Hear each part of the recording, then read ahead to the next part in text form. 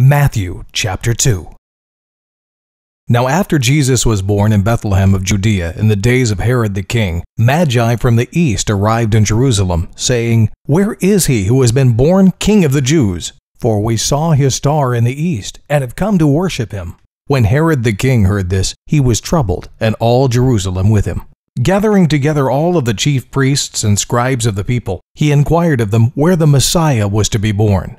They said to him, "In Bethlehem of Judea, for this is what has been written by the prophet. And you, Bethlehem, land of Judah, are by no means least among the leaders of Judah. For out of you shall come forth a ruler who will shepherd my people Israel." Then Herod secretly called the Magi and determined from them the exact time the star appeared. And he sent them to Bethlehem and said, "Go and search carefully for the child, and when you have found him, report to me, so that I, too, may come and worship him." After hearing the king, they went their way. And the star which they had seen in the east went on before them until it came and stood over the place where the child was. When they saw the star, they rejoiced exceedingly with great joy. After coming into the house, they saw the child with Mary his mother, and they fell to the ground and worshipped him. Then, opening their treasures, they presented to him gifts of gold, frankincense, and myrrh. And having been warned by God in a dream not to return to Herod, the Magi left for their own country by another way.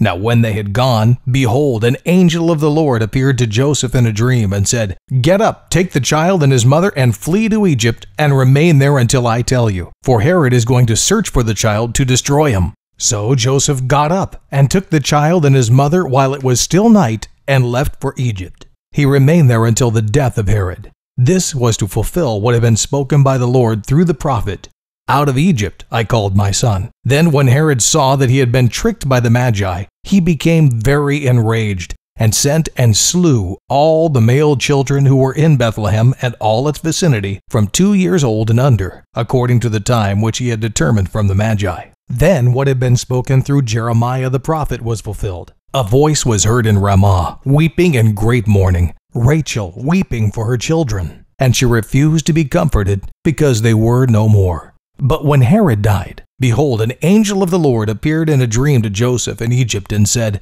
"Get up, take the child and his mother, and go into the land of Israel, for those who sought the child's life are dead." So Joseph got up, took the child and his mother, and came into the land of Israel. But when he heard that Archelaus was reigning over Judea in place of his father Herod, he was afraid to go there. Then, after being warned by God in a dream, he left for the regions of Galilee and came and lived in a city called Nazareth. This was to fulfill what was spoken through the prophets. "He shall be called a Nazarene."